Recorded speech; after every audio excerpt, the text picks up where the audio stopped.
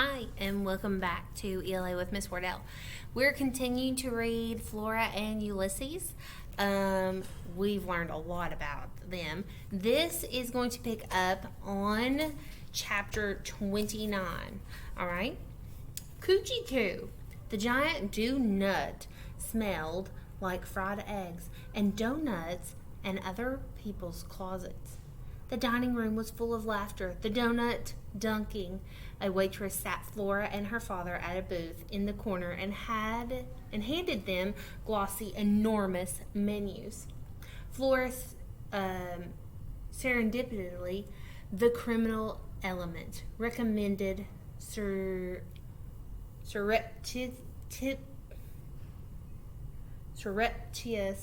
action at all possible conjunctures.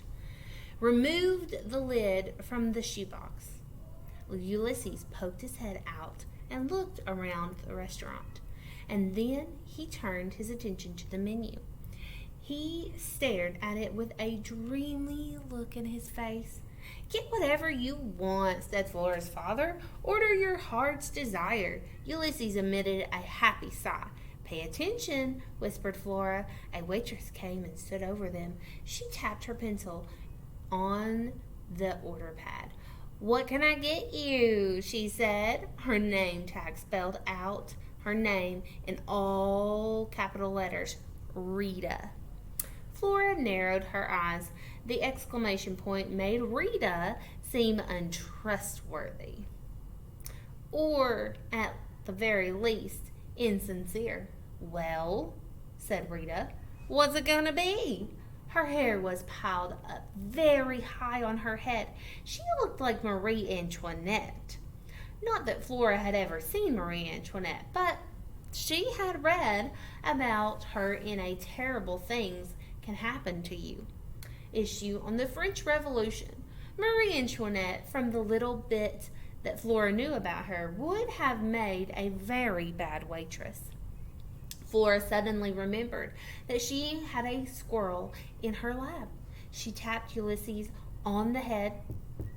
Again, "Lie low," she whispered to him, "but be prepared." She arranged the washcloth so that he was almost completely hidden. What you got there?" asked Rita. "Where?" said Flora. "In a box," said Rita. "Got a baby doll in a box? Are you talking to your baby doll?"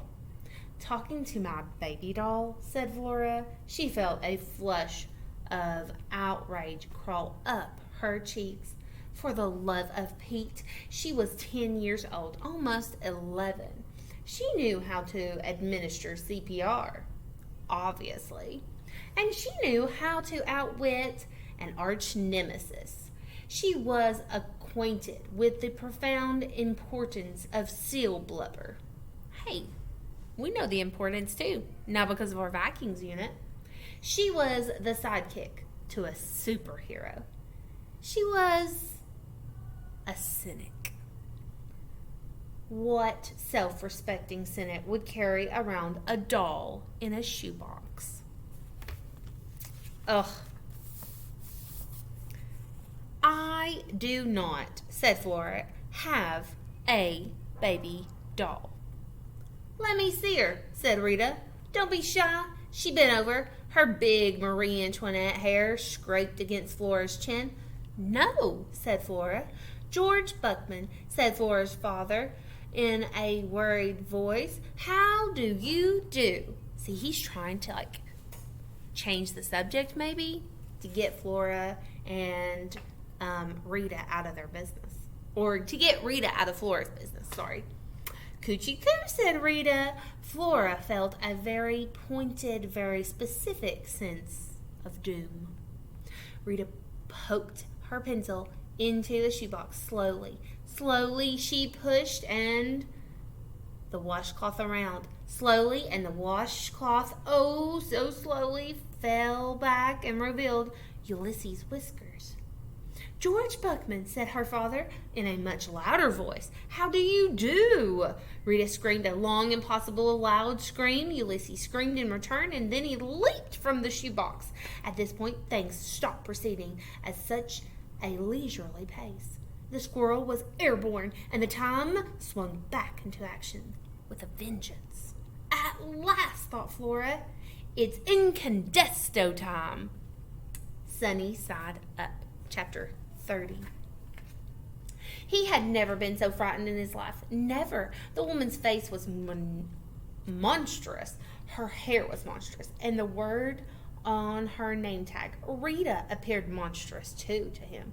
Be calm, he told himself as she poked the pencil around. He held himself as he still could.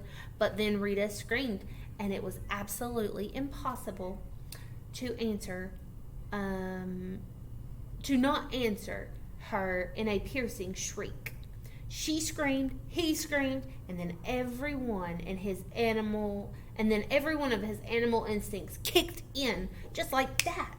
He acted without thinking. He tried to escape. He leaped from the box and ended up somehow exactly where he did not want to be.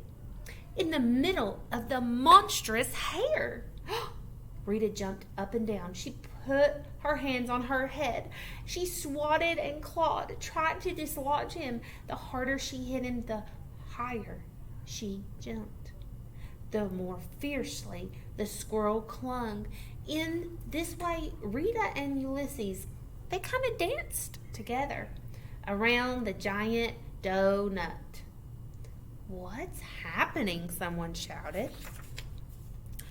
Her hair's on fire, someone answered. No, there's something in her hair. Another person shouted. It's alive. You've got to see this picture.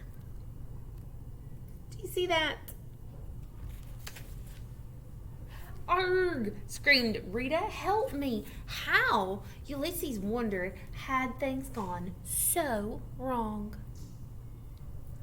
Only moments ago, he had been looking at the giant donut menu and captivated with the glossy pictures of food and the dazzling descriptions and the accompanied with pictures. There were giant donuts and sprinkles, giant donuts powdered iced, giant donuts filled with things like jelly and cream and chocolates. He had never had a giant donut. Actually, he had never had any kind of donut. They looked delicious, all of them. Oh, how was a squirrel to choose? And to complete matters, or to complicate matters, there were eggs. Scrambled, poached, over easy, sunny side up. Sunny side up, thought Ulysses, as he clung to Rita's hair. What a wonderful phrase. All along he's thinking about food while he's holding on to her hair. Squirrel brain. Remember? A man emerged from the kitchen. He had one giant white hat, and he was holding something metal that flashed in the overhead lights of the giant donut. It was a knife. Help me! Screamed Rita. And me, thought Ulysses. Help me too! But he was quite certain that the man with the knife had no intention on helping him. You gotta see this picture one more time. It's so funny! A baby started to cry. Flora climbed out of the booth so that she could stand next to her father. She slipped her hand into his. Wholly anticipated occurrences, said Flora's father in the voice of Dolores. It had been a long time since Flora had heard her father say those words. His name is Ulysses, she told him. Her father looked at her. He raised his eyebrows. Ulysses? He said. She shook his head. He shook his head, sorry. And then he laughed. It was a single syllable. Ha! And then he laughed longer. Ha ha ha ha. Flora's heart opened up inside of her. Do not hope, she whispered to it. And then she noticed that the cook was leaping and twirling, waving his knife, and trying to reach this flying squirrel. She looked up at her father and said, "This maleficent must stop, right?" "Right," said her father. And since her father agreed that with Flora stuck out her foot and tripped the man with the knife. Oh my goodness. Okay, we're going to pause right here. Tune in for the next couple of chapters.